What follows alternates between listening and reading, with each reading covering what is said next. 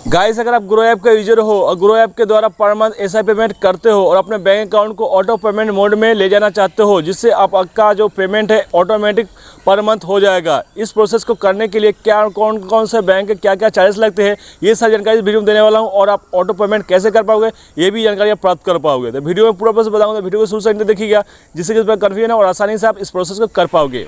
Video शुरू करने से पहले टेक्निकल और एजुकेशनल ट्रस्टेड अपडेट के लिए लर्न न्यूज चैनल को सब्सक्राइब करें और साथ में बेल को प्रेस कर दीजिए।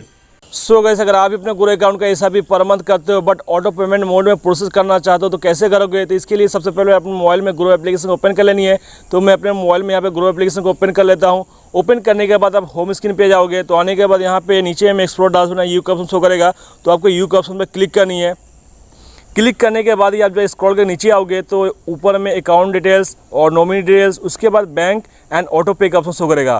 तो ये बैंक ऑटो पे का ऑप्शन आपको क्लिक करनी है। क्लिक करने के बाद यहाँ पे गाइस अपना बैंक अकाउंट को वेरीफाई करना पड़ेगा। तो यहाँ पे मेरा बैंक अकाउंट का जो वेरिफिकेशन फेल हो गया है, तो मैं यहाँ पे अपना जो बैंक अकाउंट का जो फोटो है अपलोड करना पड़ेगा। तो मैंने फ़ोटो को अपलोड कर दिया, क्लिक कर दिया है। क्लिक करने के बाद यहाँ से आपको जो भी फ़ोटो है अपने बैंक का, उसको आप यहाँ पे अपलोड करनी है।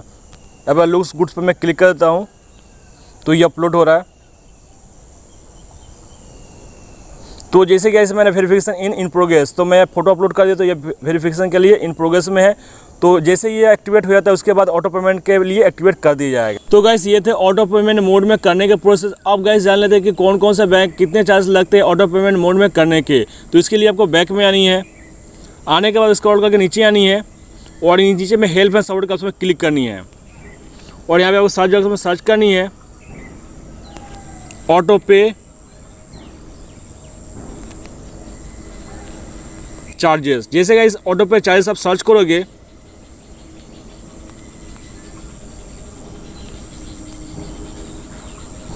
तो सबसे ऊपर में गाइस यहाँ पे शो करना है व्हाट आर द ऑटो पे चार्जेस। तो सबसे ऊपर वाले ऑप्शन पर क्लिक करनी है।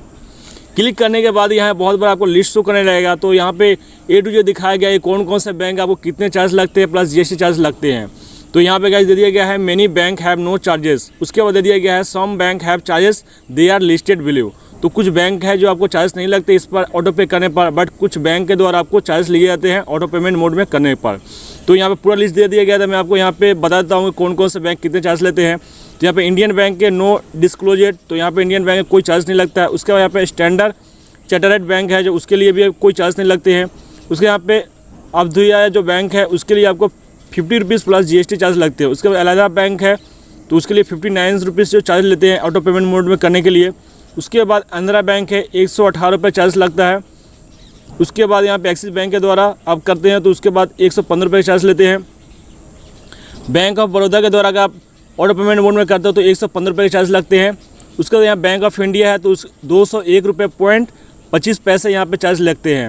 उसके बाद बैंक ऑफ महाराष्ट्र के द्वारा करने से 115 रुपये चार्ज लगते हैं। कैनरा बैंक के द्वारा करने से 150 रुपये प्लस जीएसटी के चार्ज लगते हैं। टोटल यहाँ पे 177 रुपये के यहाँ पे चार्जेस लगते हैं। उसके बाद यहाँ पे सेंट्रल बैंक ऑफ इंडिया 100 रुपये प्लस जीएसटी एंड रिएक्शन का चार्ज 250 रुपये लगते हैं। तो यहाँ पे जो 100 प्लस जीएसटी चार्ज रिएक्शन, तो सबसे ज़्यादा जो है सेंट्रल बैंक ऑफ इंडिया का ऑटो पेमेंट में करने का जो चार्जेस है।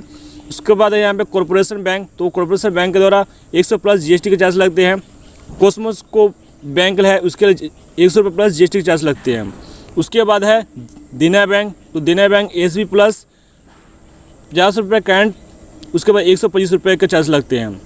फेडरल जो बैंक है वो 118 रुपये चार्ज लेते हैं। उसके बाद कर्नाटक बैंक है जो है 100 प्लस जीएसटी चार्ज लगते हैं। उसके बाद यहाँ पे कयूर वैश्य बैंक है तो 100 रुपये प्लस जीएसटी चार्ज लगते हैं। तो टोटल 118 रुपये, यानी कि 100 रुपये प्लस 18 रुपये जीएसटी चार्जेस। उसके बाद कोटक महिंद्रा बैंक है तो 50 रुपये चार्ज लेते हैं। लक्ष्मी विलास बैंक है वो 100 रुपये चार्ज लेते हैं। उसका यहाँ पर ओरिएंटल बैंक है वो है आपका 100 रुपये प्लस जीएसटी चार्ज लगते हैं। उसके बाद यहाँ प्रसिद्ध जनता संस्कारी जो बैंक है वो 200 रुपये प्लस जीएसटी चार्ज लेते हैं। उसके पंजाब नेशनल बैंक है 118 रुपये प्लस जीएसटी चार्ज लेते हैं। उसके बाद यहाँ पे सरावत जो कोऑपरेटिव जो बैंक है वो 50 रुपये चार्ज लेते हैं। तो यहाँ पे ए टू जेड बैंक का जो एक्सप्लेन किया गया है, तो कोई कोई बैंक चार्ज लेते हैं प्लस जीएसटी नहीं लेते हैं, और कोई कोई जीएसटी प्लस चार्जेस भी लेते हैं, और कोई कोई बैंक है जो यहाँ पे कोई चार्ज नहीं लेते हैं। तो आपको यहाँ से सिलेक्ट कर लेनी है कि आपको कौन सा बैंक अकाउंट है और कितने चार्ज लेते हैं। अगर आप अपना जो चार्जेस कम देना चाहते हैं तो जो यहाँ पे जिस बैंक के द्वारा यहाँ पे चार्ज नहीं लेते वो बैंक के द्वारा यहाँ पे ऑटो पेमेंट मोड में प्रोसेस कर सकते हैं। तो आई होप फ्रेंड्स क्लियर हो गया इस वीडियो में किस प्रकार से आप ऑटो पेमेंट मोड में प्रोसेस कर सकते हो और कौन कौन से बैंक के कितने चार्जेस है इसकी भी जानकारी आपको प्राप्त हो गई होगी। और खुद से यहाँ से अपने ग्रुप एप्लीकेशन में आप जाकर देख सकते हो कि किस प्रकार से कितने चार्जेस लगते हैं। तो गाइस अगर अभी कोई कन्फ्यूजन है, क्वेश्चन है कि किस प्रकार से ऑटो पेमेंट मोड में प्रोसेस करें और कौन से बैंक कितने चार्जेस है, तो मुझे कमेंट से कमेंट कर बताइए। और ऐसे ट्रस्ट नॉलेज अपडेट के लिए मेरे चैनल को सब्सक्राइब कर लीजिए। मिलते हैं नेक्स्ट वीडियो में नेक्स्ट अपडेट के साथ, तब तक टेक केयर, जय हिंद।